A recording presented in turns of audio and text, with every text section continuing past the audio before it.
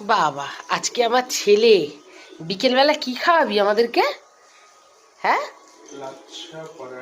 লাচ্ছা পরোটা। বাবা, অবস্থা দেখো তোমরা, ও লাচ্ছা পরোটা করছে। তেলের ষষ্ঠী পুজো, এখানে তেল মাখিয়েছিস এত? বাপ রে বাপ, লাচ্ছা পরোটা হচ্ছে। এতটা ময়দা মেখেছিস? পাগল আছিস তুই? খাবো তো 3 জন 4 জন, এত ময়দা, এর মধ্যে এত ঘেমে মাথা থেকে টপ টপ করে পড়ছে ঘাম।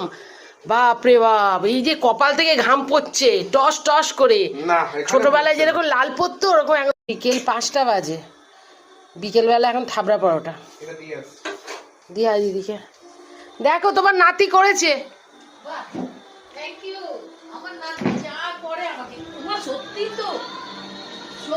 থাবড়া পরোটার মতো হয়েছে, একটু খেয়ে দেখো কেমন হয়েছে।